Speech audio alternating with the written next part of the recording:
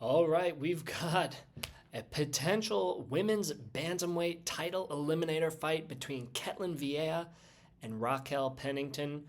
Who knows what's going to happen to the winner of this one? Do they automatically get a title shot against Amanda Nunes? Do they have to wait in line behind someone like Juliana Pena, Irene Aldana? Or do they have to fight one of those two to get the title shot? Either way, this has massive title implications for the bantamweight division, and in terms of title picture, probably the most important fight on this card. You got the main event, Sean Strickland versus Nasruddin Imavov, where Strickland can kind of sort of work his way up towards the middleweight title picture, but 2 losses not going to do it for him. This fight here, Vieira versus Pennington, is the most clear-cut example of a fight that is going to have immediate title implications. So let's take a look. Right here, as you can see, these two ladies, very razor thin. Only 4 points separate them in terms of their CC rating, which translates to a 50.6% win probability for Raquel Pennington, according to the algorithm. The Vegas odds makers have it likewise as a very close matchup. Only a minus 120 favorite for Ketlen Vieira. They're going a little bit in the other direction. So again, we have to ask ourselves, who is right? Well, you see, Vieira's definitely got the better pro MMA record at 13-2. Raquel Pennington 14-8. She had a definite rough stretch in the middle of her career, coming off a loss in a title fight, trying to get back to that. She struggled, but Raquel Pennington has been on a tear as of late, winning 4 in a row. She's undefeated since the beginning of the COVID pandemic, with wins against fighters like Macy Chasson, Aspen Ladd, and Pani Kianzad is the other one I was thinking of. Pani Kianzad, Aspen Ladd, Macy Chasson. Raquel Pennington has definitely stepped up her career and now finds herself in a spot where a lot of people thought she was over the hill and was going to retire very soon. Now she's in a spot where she could be 1 fight away from getting another title shot this late in her career. Ketlen Vieira also on a 2-fight win streak. She did lose a couple of fights ago against Yana Kunitskaya, but she put together wins against Miesha Tate and Holly Holm, both former UFC bantamweight champions, to get to this point, and a lot of people thought she'd already earned a title shot. These girls very similar in terms of their average opponent rating. Vieira is a little bit better of a finisher, more power punches, longer reach. Raquel Pennington, a little bit of a better submission threat. 5 submissions versus 1 KO. Ketlen Vieira, similar though. 4 submissions to 2 KOs. And again, like we talked about, the odds have it very close. So again, now we ask ourselves, who's right? Is it the algorithm? Is it the odds makers? Is there something else entirely going on that we need to consider?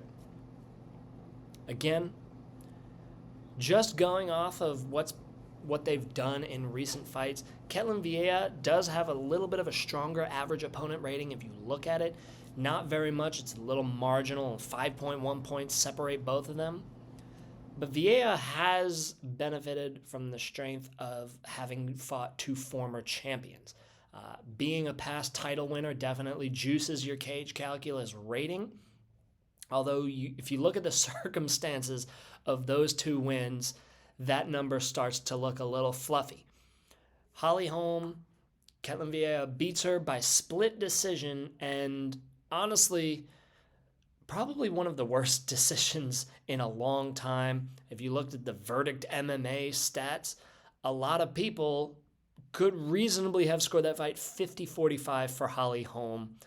Very shocking for Vieira to come out of that. You look, the broadcast team at ESPN Plus even thought that Holly Holm won that fight. They were shocked when Vieira's name got called out. That's one of the many reasons why a lot of people are looking at MMA judging and saying this seems suspect, because Ketlen Vieira got the win in that fight. And then the win before that, Miesha Tate, who was coming out of retirement, hadn't fought in 2 to 3 years.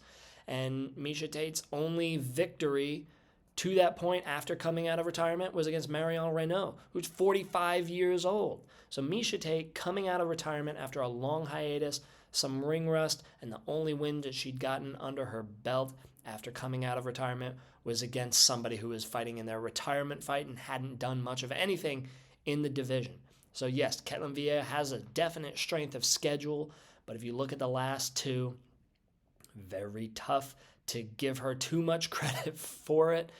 Tough split decision that should have gone the other way, and a fight against a fighter who's come out of retirement and doesn't have wins over anybody under 40 since doing that. Miesha Tate also is now dropped to flyweight and suffered a loss to Lauren Murphy, lending a little credence to doubts about Ketlen Vieira's strength of schedule.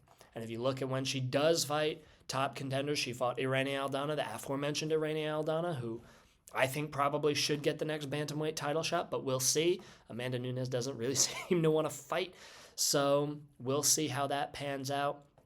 But when Ketlen Vieira fought Irene Aldana, she got sent to the Shadow Realm pretty quickly. At the end of round one, got put out, gone in 4 minutes and 51 seconds. So 9 seconds to go in the first round. Irene Aldana puts her to sleep with a punch. Raquel Pennington, on the other hand, if you look at how she matches up against Ketlen Vieira, Raquel Pennington is a very good dirty boxer. Vieira and Holm spent a lot of time in the clinch, and although Holm is a boxer, she was very passive in the clinch. Raquel Pennington is known for her dirty boxing. If it's in the clinch, up against the cage, that's where she makes some magic happen. You saw it in the Pannie Kianzad fight. She was just scoring points, and Kianzad could not do very much to get off the cage. So if this fight goes like the Holly Holm fight, I think Vieira is going to be a little more on the defensive because Raquel Pennington, very good dirty boxer. It's going to happen along the cage side. And again, if it does get to the ground, if they abandon the stand-up game, Raquel Pennington is definitely adept at delivering submission wins. So I think that's probably how this is going to play out. I think this is going to be a fight largely dictated in the clinch. It's going to depend how much the referee gives them leeway to work, or if they get separated early because of what happened in the Holm fight.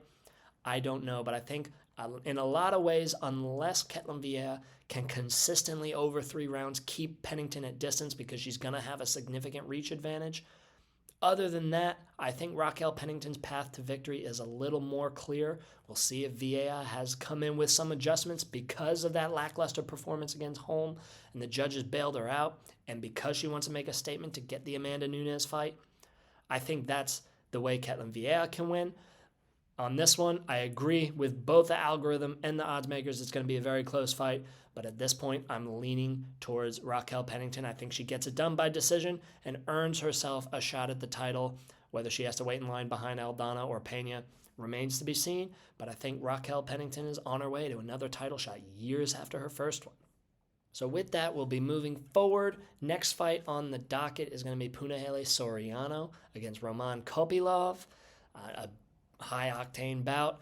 Check it out. Stay tuned for the rest of the main card previews coming up. It'll definitely be out before the fight card starts, so you can learn all about it. The previews, as always, are going to be at cagecalculus.com. You can see the little graphic that I had here. You can see all of those for all of the fights.